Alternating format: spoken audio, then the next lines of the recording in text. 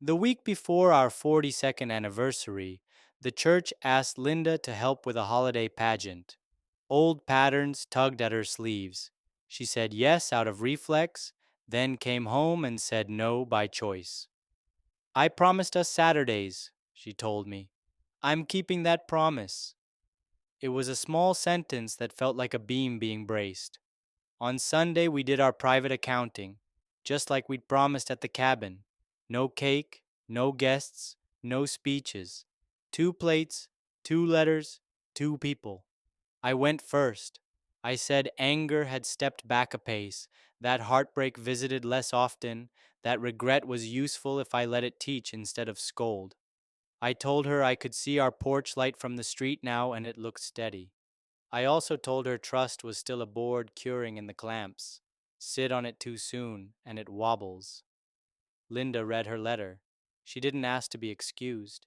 She didn't drag Paul into the room. She wrote about shame that still pricked at odd hours, and about gratitude for every plain day we had stacked since May. She described me kindly without pretending I was a saint. I fell asleep at the wheel of my attention, she wrote, and then I steered into a ditch. You pulled us out and told me to learn the signs.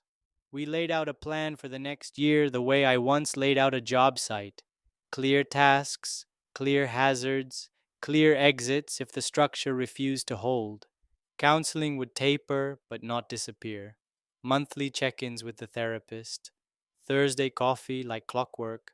A rule about saying I'm lonely the day the loneliness arrives, not 6 weeks later after it's turned into secrecy's best friend. In November, I finished the cedar bench.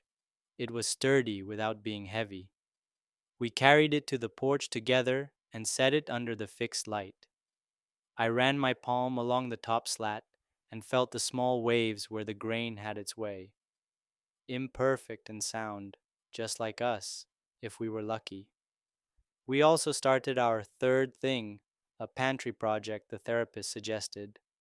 We emptied every shelf, wiped years of crumbs, marked studs, and snapped chalk lines. I cut 2 uprights. Linda sanded and labeled jars. We argued kindly about whether flour belongs high or low. I showed her how to set a pocket screw without stripping it. She showed me how neat labels keep a mood calm.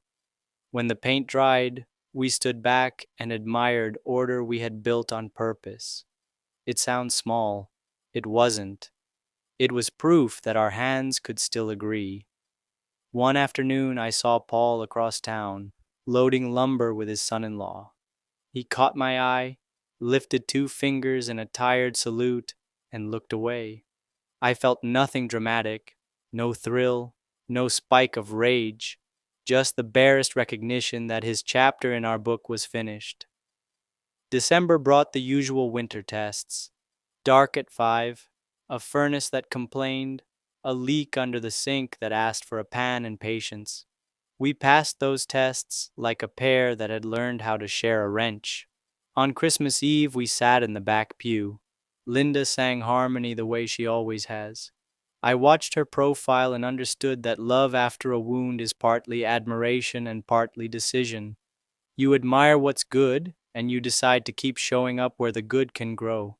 Still, some days I could feel the old slide begin, the one where routine turns into neglect. I caught it by the elbow. We drove past the lake even when it was too cold to get out. We stopped for pie at a diner that was not Baxter's. We told each other one true thing and 2 small hopes. Mine were simple, a better tomato crop, a trip to the hardware show in March. Hers were gentle, learn the constellations, take our grandson to the planetarium. In January, the therapist asked for a stress drill. What happens if a boundary is tested? A week later, it was. Linda got a late text from a new director asking for notes. She typed, "See you tomorrow at 10, set the phone face up on the counter, and came to sit by me. We didn't need a speech. The choice said enough. I felt a small relief settle, the kind that doesn't need applause. We kept meeting on Thursdays for coffee, no matter the weather. Some weeks we talked about gutters and salt on the steps.